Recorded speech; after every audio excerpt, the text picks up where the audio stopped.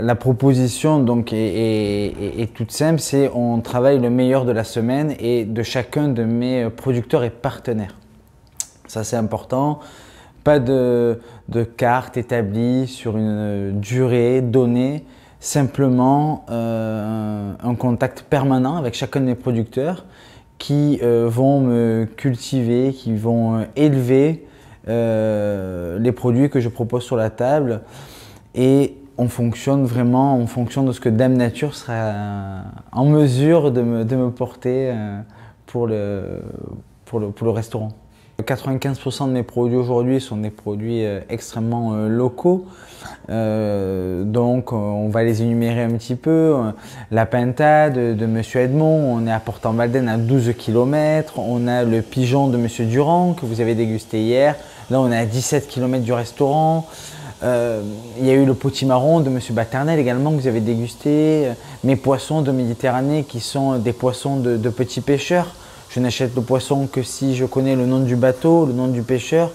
Donc c'est du poisson de petite pêche, je privilégie les petits bateaux. Enfin, il y a toute une démarche qui est la plus responsable possible pour donner, on va dire, un moment le plus singulier possible à notre table. Ouais, les éléments sont très simples, je ne vais rien inventer, je n'ai pas inventé la roue, c'est simplement le produit.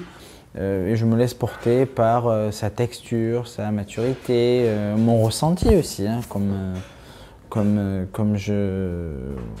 ce que j'ai pu goûter étant enfant, parce que j'ai fait beaucoup référence, c'est lié intimement à la manière dont j'ai grandi avec ma maman, mes grands-parents.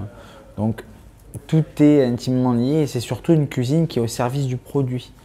Je ne suis pas là pour empiler, j'essaie d'être le plus cohérent possible entre l'histoire du produit, mon histoire et l'histoire des producteurs. Et avec tous ces éléments-là, je distille ma cuisine. La cuisse qui a mijoté dans son jus et où tout sera également accompagné d'une tarte, mais pas au chocolat.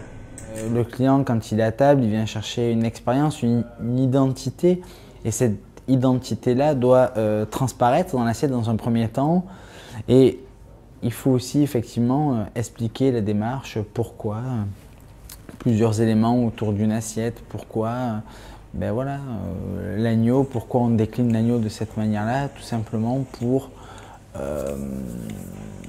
parce qu'on valorise tous les produits. On ne prend pas que du carré d'agneau, on va acheter l'agneau entier, on va travailler le gigot, on va travailler le carré, on va travailler l'épaule, on va travailler la selle. Tout est valorisé, tout.